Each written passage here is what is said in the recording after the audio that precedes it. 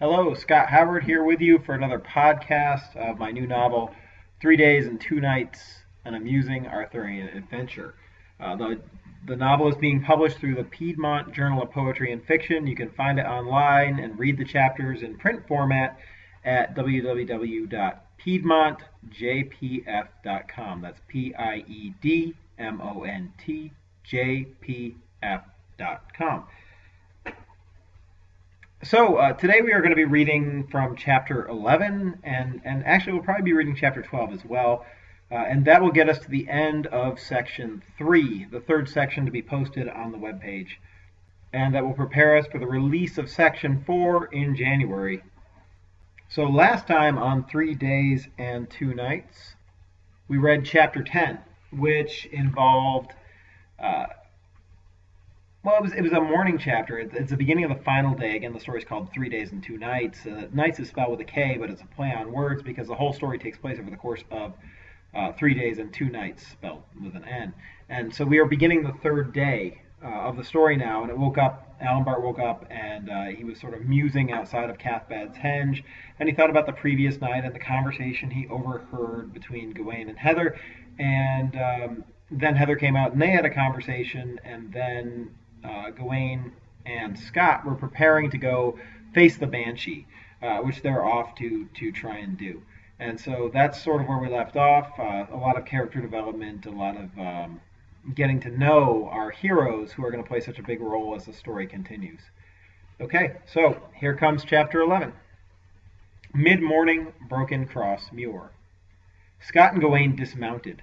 Curling steam rose from the hot skin of their mounts in the cool, damp air. They'd cantered south on Gringolet and Taffy into a low-clinging morning fog, trying to make the best of time possible. They crossed the River Clyde at the Shepherd's Ford, cutting across the heather and the south moors, and eventually connecting with the forest road. They galloped south along the road under the shade of both cloud and trees and skirted a little hamlet named Hawkland, where Taffy was spooked by 3 hounds outside of a woodcutter's cottage and nearly threw Scot. Finally, they rode west along the edge of the forest until they came to the place where 3 standing stones lined the shore of a massive bog. One lay toppled and overgrown with twisting vines of blue and white trumpet flowers. But the other 2 stood, marking the place where, of old, the wooden causeway crossed a patch of bog water to the island abbey. They draped their reins over a nearby branch and looked out at the swampy terrain. "Broken Cross Muir," Scot said out of habit, though neither he nor Gawain heard the words. Their wax-filled ears rang and throbbed painfully with their heartbeats. The bog took its name from a ruined abbey that graced its only island. A group of Christian priests constructed Three Cross Abbey almost 4 centuries earlier to house some long-forgotten relic, and bad luck plagued it from the start. The abbot and his disciples experienced disease, harassment from the Picts, and eventual slaughter by the banshee and her undead cohorts. Asakale's minions then desecrated its halls and put them to unholy use, eradicating every living creature on the island, uprooting every grown plant, and even scraping the lichen from the rocks. The isle was entirely dead. The name of the bog changed at that time from Three Cross Muir to Broken Crosses Muir, and eventually simply to Broken Cross Muir. Be that as it may, the old causeway still represented the safest and shortest crossing from dry land to the island, and Gawain and Scot intended to use it. The foggy air stank. Where they could see it through the swirling clouds of mist, the water rippled red-brown in a light southerly breeze. A thick mat of peat covered most of the stagnant water, from which grew a great diversity of plants. Carnivorous sundews and pitcher plants clung to exposed rocks, which grew carpets of moss and were bordered in tall sedge and reeds. Where the peat grew thin and soil broke through the surface, hardy grasses formed on exposed hummocks, and on the largest of these, mints, diminutive flowering shrubs, and even small blueberry bushes grew. Bulrushes lined the shore, and tall clumps of reeds protruded from gaps in the peat. After taking in the scene, the 2 heroes turned toward each other, and Scot flashed a dazzling smile. He looked much as he did on the previous day. Sir Gawain, however, was much changed, now appearing as a Pictish warrior. His robust chest and thickly muscled arms were slathered in bright grass-green paint, but his blue eyes and silvery blonde beard stood out in contrast to the color. On his exposed chest, a field of blonde hair curled out of the dried and crusted pigment. Gawain wore soft brown breeches of the finest supple Spanish leather. Designs displaying shields of varying styles were stitched down the outward seam in gold thread. Sturdy brown riding boots hugged his feet. Gawain's hair was, if anything, more outrageous than Scot's. They'd treated it with grease and lime, and formed it into 4 large spikes, 2 slanting up from behind his temples, and 2 angling down from behind his ears, creating a sort of X pattern with his face in the center. If he felt ridiculous, he didn't show it. He gave one terse nod in response to Scot's smile. They turned to their business. Gawain unsheathed and resheathed his longsword, its nearly 4-foot blade shining briefly as a stray ray of sunlight cut through the thinning fog. He fastened his red and white striped shield over his shoulder, laying it across his back, and he hefted the weight of the green battle-axe in both hands. Scot hung a pair of one-handed infantry maces from his belt. They were simple weapons, a wooden haft wrapped with a leather grip and capped with an oval-studded bronze ball. They wouldn't be overly useful against an armored opponent, but he expected them to do a wealth of damage to any exposed and brittle bones with which they came in contact. Following that, he drew his 6-foot greatsword from its place on the saddle and slid it through a brass loop that hung on a strap over his shoulder. They glanced again at each other, nodded a non-verbal agreement, and began their trek into the bog, moving in a zigzag pattern between raised hummocks and exposed rocks, testing each step. The breeze gusted, clearing out the lowland fog. Often, a patch of blue sky melted out of and back into mist. The sunlight struggled to break through and bathed everything in an optimistic white glow that belied danger. If Scot and Gawain could have listened to the swamp, they may have been more wary. It was eerily silent, without a bird singing, a frog croaking, or a cricket droning. The sloshing of water, the occasional grunt or hiss of surprise as one of their feet sank through the peat, and other sounds of their passing carried far across the bog and seemed to echo off the trees of the forest. Footnote. Perhaps this point is as good a time as any to explain a few important details about the undead, for a small army of those horrific things waited for our 2 heroes not 500 yards distant. The first thing to know about the undead is that they can neither see, hear, nor feel. In fact, all traditional senses fail immediately upon death. The dead have only one sense, and for ease of reference and understanding, let us call it death vision. And although in some ways it is akin to human vision, it is not based on a line of sight and is extrasensory to traditional human understanding. Imagine for a moment that you are a skeleton. As you sense around yourself, there is a gray and nebulous void. Everything alive registers as a painful bright glare, and everything inanimate or dead as a comforting numb darkness. The stronger something's will to live is, the brighter it registers. For example, a pregnant woman, healthy child, or star-crossed lover would be very bright, whereas someone old, terminally ill, or terribly depressed would be dim. Also, mammals are brighter than birds, which are brighter than amphibians, followed by reptiles, fish, insects, trees, moss, lichen, and fungus, generally in the order of the great chain of being. Another thing to know is that dead objects, say a wool shirt, a suit of armor, or a wall, floor, or ceiling, interposed between the undead and the living, do not block this sense at all. Finally, the more powerful the strength of will possessed by the undead being, the wider the range of this sense will be. A simple skeleton may sense 10 feet, but a banshee like Asakel might sense around 300 yards. While it may seem infallible, this death vision can be overloaded. When many living things are crowded in the same area, they compound their life forces, becoming indistinguishable and, quote, blinding the undead. It is no surprise, then, that the undead prefer to act at night or in winter, because the life force of plants dims with the vanishing sun, and a forest of living trees or a field of vibrant grass sucking in sunlight blurs their perception, like a bright background masking a white silhouette. The second important fact to know about the undead is that they aren't slow and pathetic fighters that rely on mob strength, as so many storytellers would have you believe. They retain the strength, speed, and skill that they possessed at the moment of their deaths. That said, their bodies do decay, and eventually all of the fleshy padding around their bones rots and sloughs off. Then, after a century or two, the bones become brittle and easy to snap or smash. Therein lies their greatest weakness. Like grandmothers, they break easily. However, a warrior should never count a shattered skeleton out of the fight. They can be just as tenacious as a grandmother, too. Legless or armless skeletons will continue to press the attack until they are released.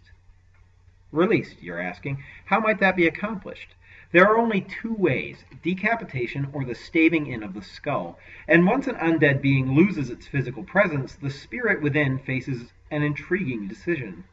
Most will vanish immediately, winking out of existence in this world and simultaneously into existence in the next, just like most of us upon our deaths. A very few of the stronger-willed, however, will choose to remain and will become ghosts, beings utterly invincible to physical attack. This is nothing for a wandering warrior to worry about, though. Ghosts are as powerless against the living as we are against them, unless a person chooses to reside in close proximity to said ghost for an extended period of time, which may result in demonic possession or dream haunting, but those do not come into this tale. One final thing to consider is the undead's generally solitary nature. Given the rarity and extreme circumstances that are required to create them, usually only one, or rarely a pair, of undead will be in any single location. However, when a particularly powerful will is involved, like Asakel's, it can dominate the souls of the dying, binding them to this world, as occurred with nearly all of her followers. If that will were to be vanquished, its grip on subordinate undead would be released, and the vast majority would quit existence, their bones falling lifeless to the earth. However, neither Scot nor Gawain was aware of that fact, and they progressed toward the island, intent on eradicating every last skeleton. They already saw the collapsed abbey ahead. It loomed gray against the thin white fog. The granite building took up a full third of the island. Constructed in the shape of a cross, its chapel occupied the trunk. The abbot's and priest's living quarters were located in the southern half of the crossbar, and the devotional materials, books, and artifacts were kept in the room on the northern side. The roofs had collapsed on the central and southern sections, strewing rubble across the ground, but many of the stone pillars of the chapel still stood erect, broken fingers in the fog. As they approached, Scot and Gawain began to see movement. 50 yards away from dry land, Scot, who had the sharper eyes, made order out of the scene. Skeletal soldiers formed ranks on the shore. With a shock of fear, Scot realized that if they caught him on the peat mat over the water, he was as good as dead. Skeletons weighed much less than a man and didn't need to fear drowning. Even if he only fell through into chest-deep water and knee-deep mud, he'd be unable to adequately defend himself. Making a snap decision, he pulled the twin maces off of his belt, bellowed, and leaped from hummock to hummock toward the island. He couldn't hear it, but Gawain followed, green axe in hand. Chapter 12. The Gloamwood Caverns. Cathbad sat on a rough stone slab in the middle of the largest grotto in the network of caverns spiderwebbing through the limestone beneath the gloamwood. The stale air felt cool and damp, smelling of bat droppings, mildew, and goblin. Goblin, for those who have never had the pleasure, is a sort of understated and musky combination of wet dog, boiled cabbage, and spoiled milk. Thankfully, a fire burned nearby, and thick wood smoke clinging to the cavern roof mitigated the other odors. Unseen to Cathbad's blind eyes, scores of goblins milled about in the flickering shadows. Many lined the irregular walls, and many more knelt on the stone floor around the druid and their chief, an uneasily silent group of gray-faced savages who fingered chipped scimitars, knives, and hatchets. The fire crackled and popped, and somewhere nearby water dripped from a stalactite into a stagnant pool. Cathbad gave a vague smile in the direction of Bruzak. He was as confident as a man could be in this situation, for he and the chief had already discussed the details of their bargain in private. Now they were required to play-act it in front of the tribe so that it would gain public approval. "I am more than willing to acquiesce to any demand that you make," Cathbad said, "providing that you fulfill my two conditions. They are that you storm the tower, and that you deliver to me, alive, the old king who is imprisoned within. I intend to make a sacrifice of him to my gods, a sacrifice that your tribe is welcome to attend." An old goblin translated as Cathbad talked, barking out words in their dog-like language. "We may keep all of the prisoners," Bruzak hissed with pleasure. The translation continued. "Certainly. What use have I for gold?" "And we may do whatever we please with all of the other prisoners?" "Yes." "And the woman from the fire last night?" "Her fate is no concern of mine." "What about your giant and warrior?" "The giant is under my complete control. He is no threat to you, for he would never disobey me. The warrior, though, may value his honor above his loyalty to the gods. This would be a grave fault indeed. But he is proud, and it is not to be unexpected. He may turn on us when the moment arrives." At the translation of this, a low yapping murmur filled the cavern. "And what are we to do about this?" Bruzak asked. "Assign your best archer to Shadow, my warrior. He wears no armor. If he betrays us, finish him quickly. Yet if he remains loyal, he shall live." "And you are sure your magic will break down the gate?" "A wise man is sure of nothing." Again a murmur spread through the crowd. Cathbad raised his voice. "Yet if my hammer fails, my giant will not. Remember, too, that we outnumber them 3-1. "Then we are agreed," Bruzak shouted, standing tall. The other goblins stood and roared their approval. It echoed inside the chamber, washing about the walls in a cacophonous echo. After a few seconds, Bruzak slapped his bare feet against the floor until the uproar began to settle down. "We will drink this in blood." Cathbad sighed heavily. "If we must." He waited for the cup, thinking through his strategy. It all hinged on success against Asakale. Therein lay the great gamble. If his warrior came back victorious from that encounter, then he would regain both his power and sight. With those, anything could be attained. He needed only to achieve two goals: the capture of Arthur and the defeat of Rabordath. At the moment, both seemed to be likely outcomes. Certainly the fools, who were even now carrying out his plans against the banshee, would do everything in their power to free their king. It would be but a simple matter to ambush them outside the tower and take what he wanted through the elements of surprise and overwhelming numbers. As for Rabordath, Cathbad had already convinced himself that he would be more than a match for any, quote, wizard, weak enough to attach himself to the lord of the tower. In fact, he didn't see how any petty warlock could hope to conjure anything larger than, at most, some kind of serpentine familiar or lizard man. Perhaps with time and effort he might have constructed a golem, but a dragon? The idea seemed absurd. Bruzak's cold claw touched his arm, interrupting his thoughts. "Drink," the goblin said in a gravelly voice. Cathbad lifted the cup above his head.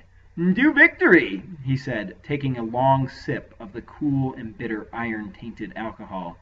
"To victory," Bruzak echoed, lifting his cup as well. The crowd stamped their feet and cheered. Bruzak dashed his bronze cup against the ground and drew his sword. He began to bark in goblin, and this is roughly what he said. "Goblins, we have been dormant for far too long, hiding underground, living off stolen sheep, pilfered pigs, and captured children. But tonight that changes. Tonight we march to battle." A great cheer rose again, and the goblin's feet slapped the stone to crescendo. While Bruzak yapped and growled out his premature victory speech, Cathbad's mind strayed. Could druidism ever be brought back? Impossible, he thought. So many druids with so much knowledge of the faith died before their times, before they could pass on their wisdom. He'd become too old, had forgotten too much, and he was alone. Never again would the Yule log burn in the holly grove on the longest night of the year. Never again would the priestess of Esther dance naked and make love with virgins on the stone altar during the equinox. Those days would not be seen again except fleetingly in the minds of old men and women as they passed from this life to the next. "The river of time," he mused, "flows in one direction, downhill, to the ocean, eternity. Smoke and ashes cannot be called against the wind or formed again into trees. Vanished knowledge cannot be remembered." Teardrops trailed down Cathbad's cheeks. "No, the world wears on and wears down like a mountain range. The old, no matter how strong their bedrock, grind to dust in wind, rain, surf, and ice, always in ice. The young rise, jagged, burning, and bare, and all eyes dwell on them. Yet, he thought, something might still be done, not to halt the inevitable change. No, not to bring back the past, but to avenge it. He'd squandered half a lifetime feeling sorry for himself. He'd done nothing worth a breath of memory, and that realization had festered in his mind of late. Tonight would redeem all. Yes, he mused, tonight every outcome will be to my benefit. If the goblins take the tower without much loss and deliver Arthur to me, then the local power of the Christians will be crushed. The sacrifice of the Christian king will further amplify my abilities, and any avenging army will move against the goblins and not against me. If, on the other hand, the Christians earn a victory, then the unpredictable danger posed by those goblins will be at an end. The banshee will still be dead, and the threat of the tower will be diminished. I could travel between Hazelton, Lanark, Hawkland, and Boghead, and initiate a rebellion that would certainly topple the tower and bring me victory. The local people feel no love for their lord.